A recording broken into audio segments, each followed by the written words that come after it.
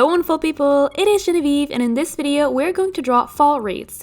And it's actually going to be a two-part series because when I filmed I had around 60 minutes of footage, which I cannot just fit in one video. That would be way too intense.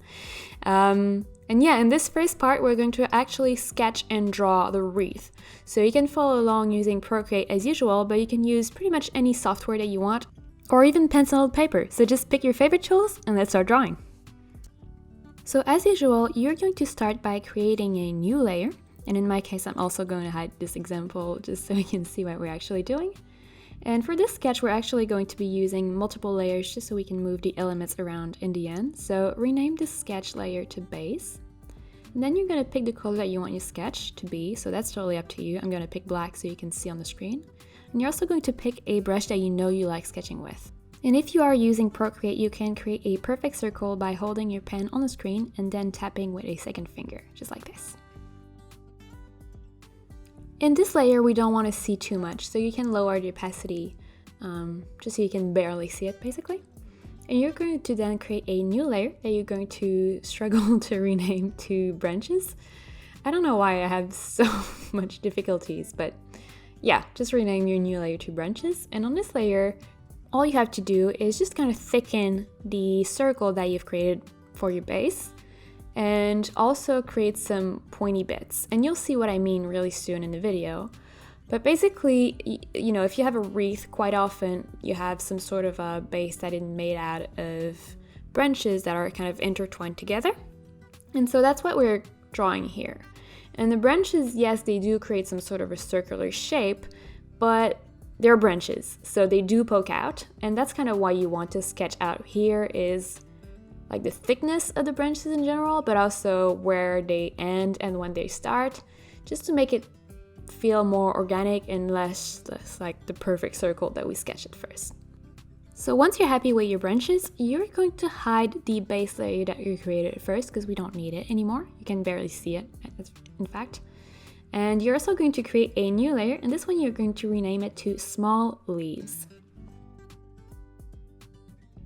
And on this layer, well, you guessed it, you're going to sketch and draw some small leaves.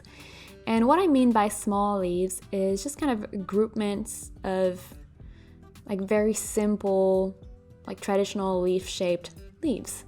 And so you can see here what I'm doing first is I'm just kind of sketching really simple curved lines that show where I want my groupments of leaves to be, and just kind of spread them out fairly evenly around the wreath, because then it's really easy to just zoom in a little bit and add your individual leaves, knowing that the groupments are properly spread out around the wreath.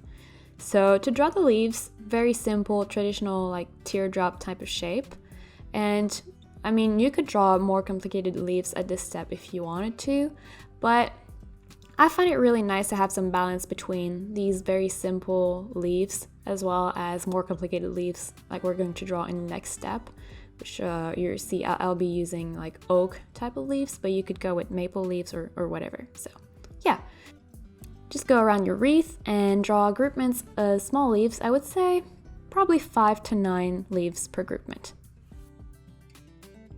So at this point, your sketch should actually start looking like a wreath, but we're going to add even more leaves, like I mentioned earlier. So go ahead and create a new layer, and this one, call it big leaves.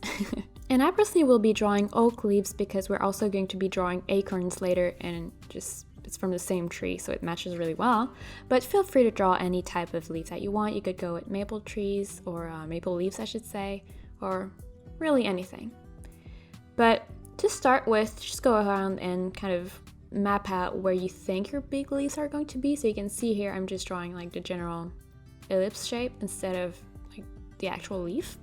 And once you're happy with how everything is balanced, then you can zoom in and start adding details to your like roughly sketched out and placed leaves. So if you're going with oak leaves, it's really super easy. It's just kind of a bunch of curved lines. So yeah, just take inspiration on either leaves that you have around you, or like do a Google search for images and references, or even just a tutorial. You know, you can look at what I'm doing and do the exact same. But yeah, I would highly recommend oak leaves just because, like I said, it matches really well with acorn, but also because it's so much easier than maple leaves. You're just drawing some very simple wavy lines on the two main edges, and that's it. So now that your wreath is all nice and leafy, you're going to create a new layer because we're going to draw the berries. And just like you did for the small leaves and the big leaves, I really recommend that you kind of just plan out where you're going to have your berries.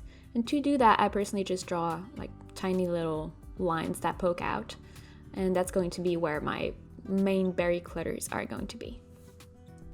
And once you're happy with your berry placement, just zoom in and draw a bunch of circles around that main little like berry branch that you've created. And I think it looks really cool as well when you have some of the berries that are not actually connected to anything and it seems like they're floating. I know that's not realistic, but I think it just looks just more interesting. So that's my 2 cents. Feel free to do not that if you don't think it's cool, but if you do think it's cool, I would recommend it.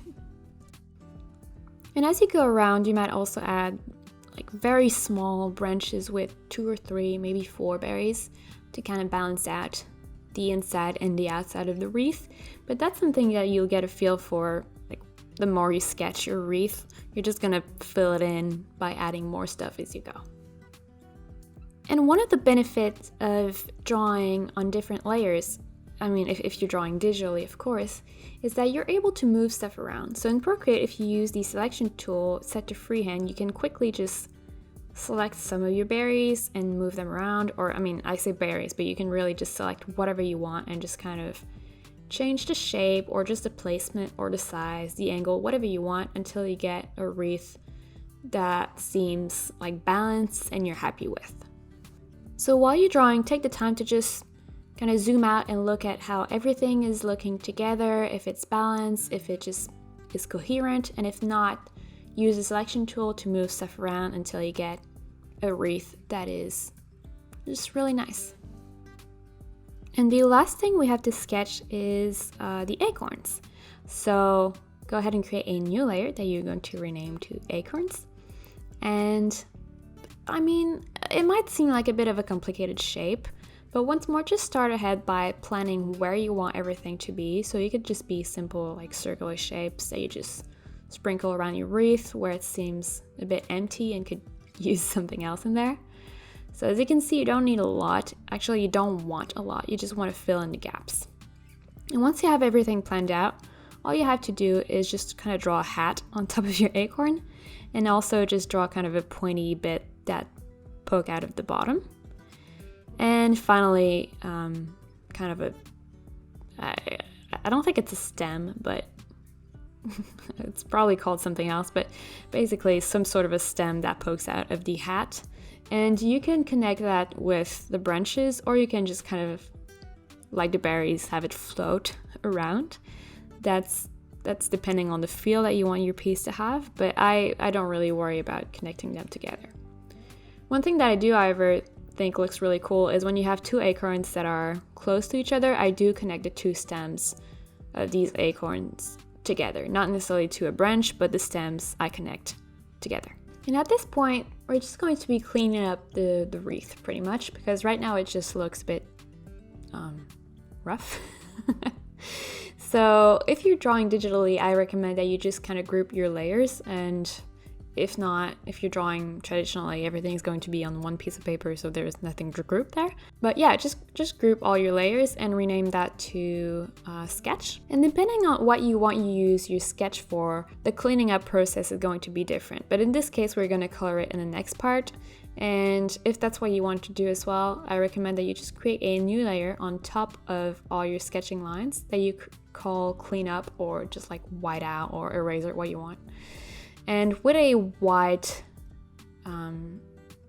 brush, or like a brush set to white, just go over some of the lines that you would erase. And the reason I say using a white brush instead of an eraser is, at this point, I would still recommend keeping all your layers separated so you can move stuff around.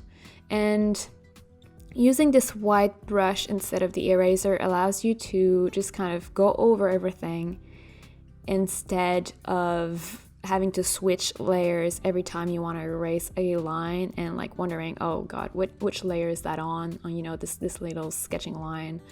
So yeah, just creating a layer on top and using white for the purposes of this tutorial is working perfectly fine. And I'm just going to tell you roughly what we're going to do with the sketch later is we're going to, in the next part, just kind of use this layer in blending mode that is called multiply, and in multiply everything that is white just disappears. So it really doesn't matter that we're drawing in white right now, because in the next video, I mean what is white is not going to show up. So yeah, just go around and clean your sketch a little bit, and if you just want to have this as a final drawing, do a whole lot of cleanup and make your line really like smooth and nice and clean and crisp.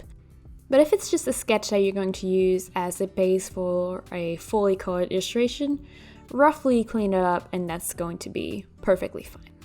So like I said, this video is actually going to be 2 videos, so it's going to be a small series. And the second part is going to come out this weekend. So if you're watching this straight as the video comes out, you won't have to wait too long for the second part. But if you're watching this in the future, we'll be linking the second part in the description below, as well as in the annotations and the end screen, so there is no way you're going to miss it. And if you enjoyed this one video, make sure to give it a thumbs up because it really does help the channel. And don't forget to subscribe because I put out new videos every week.